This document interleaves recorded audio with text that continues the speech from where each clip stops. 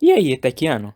Amanhã tem prova de química sobre ácido oleico e você não sabe de nada? Não prestou atenção na aula e só ficou mandando mensagens? Só acha textão complicados ou vídeos com propagandas do Quai e TikTok?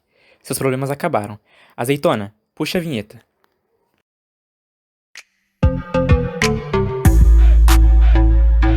Esse vídeo foi feito por Ana Azeite de Paulo. Por mim, Cristiano Ácido Júnior. Por mim, Edjaine Oleico Vitória. Por mim, Júlia Azeitona da Silva. Por mim, Mariadne Oliveira. E por mim, Yasmin de Oliva Santana.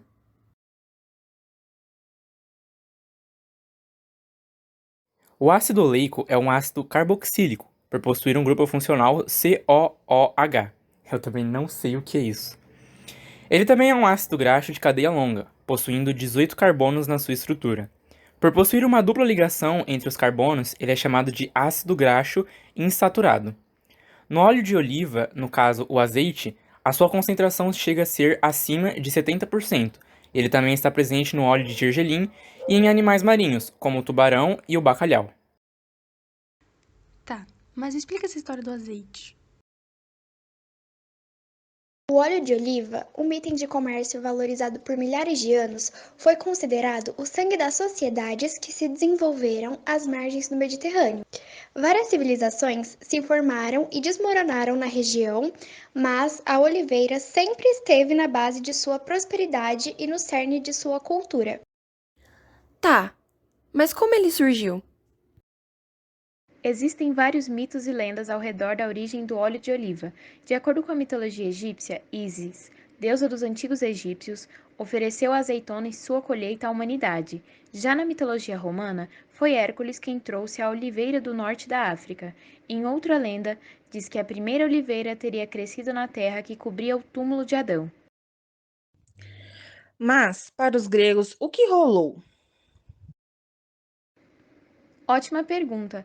Para os gregos, foi a deusa Atena que trouxe a oliva, tascando sua lança numa rocha. Sendo assim, a azeitona é considerada um dom divino. Mas isso são apenas lendas. Onde ele realmente surgiu? Isso ainda é muito discutível. Indícios fósseis do que se acredita ser uma ancestral da árvore moderna foi encontrada tanto na Itália quanto na Grécia. O primeiro cultivo de oliveiras é, em geral, localizado em terras em torno do Mediterrâneo Oriental, em várias regiões que atualmente são a Turquia, Grécia, Síria, Irã e também Iraque. Entendi. Mas para que eles usavam o azeite? Uau, você tem ótimas questões. Essas pessoas usavam o azeite de muitas formas, como em lâmpadas e para esfregar na pele após o banho. Sabia que os atletas faziam massagem com azeite para manter os músculos flexíveis? Praticantes de luta livre também usavam, só que junto à farinha para que os adversários pudessem agarrar o corpo. Mulheres usavam para manter a pele mais jovem e os cabelos brilhantes. E olha só, eles pensavam que ajudava a prevenir a calvície, mas isso não vem ao caso. Em outras ocasiões, também eram feitas infusões junto ao óleo e médicos da Grécia receitavam azeite ou algumas misturas para inúmeras doenças. As folhas de oliveira para baixar febres e dores de cabeça, e etc. Essas folhas hoje contêm ácido salicílico, a partir da qual Felix Hoffmann desenvolveu a aspirina em 1983. Legal, né? Sim, mas como ficava isso na economia? Antigamente, a Grécia era integrada por uma associação frágil das cidades-estado. Lá, eles cultivavam trigo, cevada, uvas, figos e azeitonas. E durante séculos, a terra em torno das margens do Mediterrâneo foi cheia de florestas. O solo era mais fértil e havia mais fontes de água disponíveis, mas à medida em que a população cresceu, as terras cultivadas ampliaram-se dos pequenos vales originais para as encostas das montanhas litorâneas.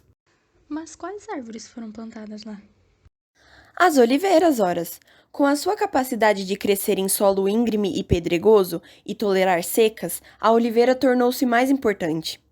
Porque ela era casca grossa. Mas brincadeiras à parte, o seu óleo era ainda mais valorizado como produto de exportação naquela época, pois no século VI a.C., com as leis rigorosas contra as derrubadas descontroladas de oliveiras, Solon de Atenas decretou também que o azeite era o único produto agrícola que poderia ser exportado. Em consequência, as florestas litorâneas foram derrubadas e outras oliveiras foram plantadas. Mas e aí? O azeite ficou mais caro? Muito. O valor econômico do azeite era evidente. As cidades-estado tornaram-se centros de comércio, e grandes navios impulsionados a vela ou a remos e construídos justamente para transportar centenas de ânforas de óleo comerciavam por todo o mar Mediterrâneo, retornando com metais, especiarias, tecidos e outros bens que poderiam ser adquiridos pela troca do óleo. Mas tudo isso teve consequências visíveis até hoje na Grécia. Os bosques destruídos e os cereais que deixaram de ser plantados tinham raízes fibrosas, que chupavam a água próxima à superfície e serviam para manter a terra à sua volta coesa. A longa raiz da oliveira sorve água de camadas muito abaixo da superfície e não tem o efeito de firmar a camada superficial do solo. Então, pouco a pouco, as fontes secaram, o solo foi desgastado e a terra passou a erodir. Campos em que antes cresciam cereais e encostas nas quais se cultivavam videiras não foram mais capazes de suportar essas plantações. A Grécia estava inundada de azeite, mas cada vez mais era preciso importar outros gêneros alimentícios, fato significativo para um governo de um grande império. Então, esse foi o declínio da Grécia? Sim e não.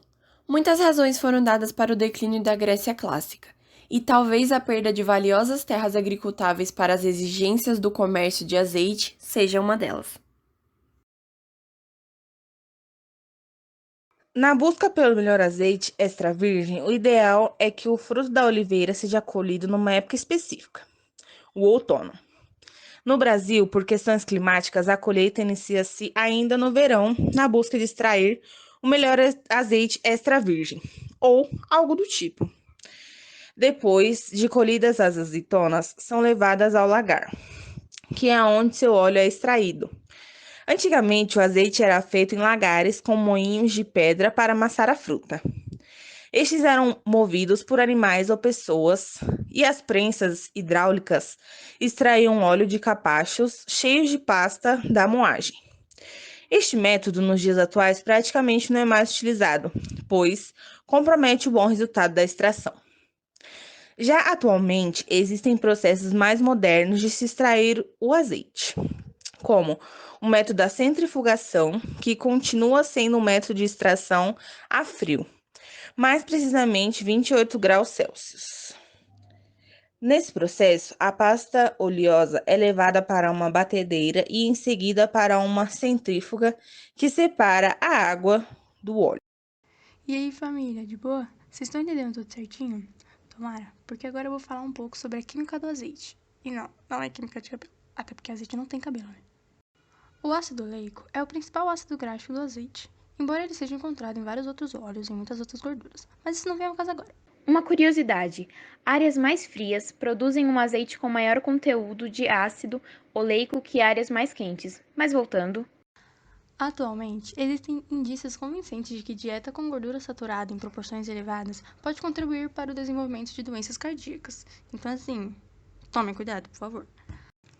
A relação entre doença cardíaca e ácidos graxos envolve outro fator também, a proporção entre lipoproteína, e você deve estar se perguntando agora o que diabos é lipoproteína. Calma, eu explico. Uma lipoproteína é um acúmulo não solúvel, ou seja, que não se dissolve em água, de colesterol, proteína e triglicerídeos.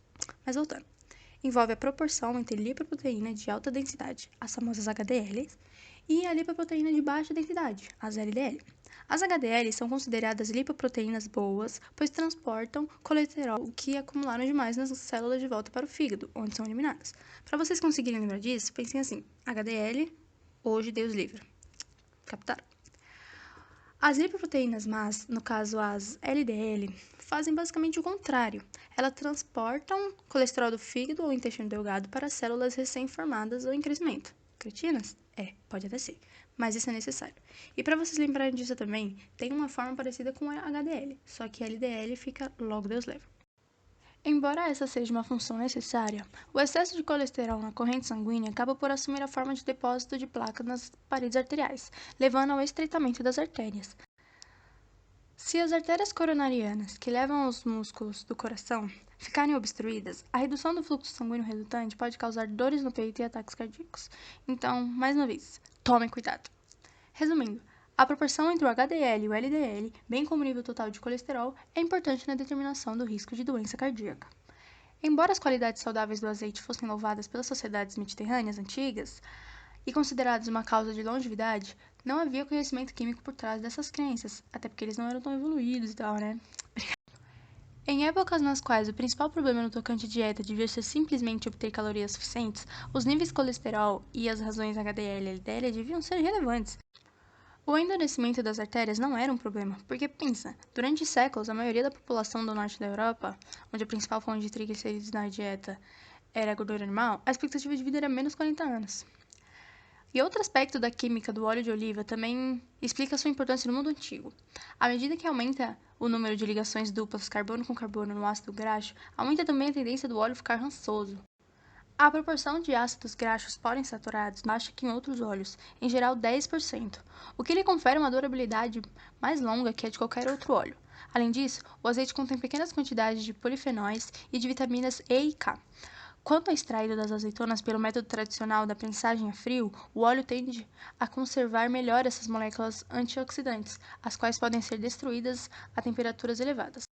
Atualmente, o método para melhorar a estabilidade e aumentar a durabilidade de óleos consiste na eliminação de algumas das ligações duplas por meio da hidrogenização, processo em que se acrescentam átomos de hidrogênio às ligações duplas de ácidos graxos insaturados.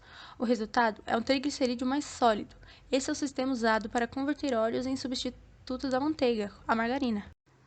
Mas o processo de hidrogenização muda também as demais ligações duplas da configuração cis para a configuração trans, em que os átomos de carbono da cadeia estão em lados opostos da ligação dupla. E aí, entenderam tudo direitinho? Muitas palavras difíceis, né? Eu sei, mas espero que tudo tenha ficado bem claro e que você vá bem em suas atividades e provas.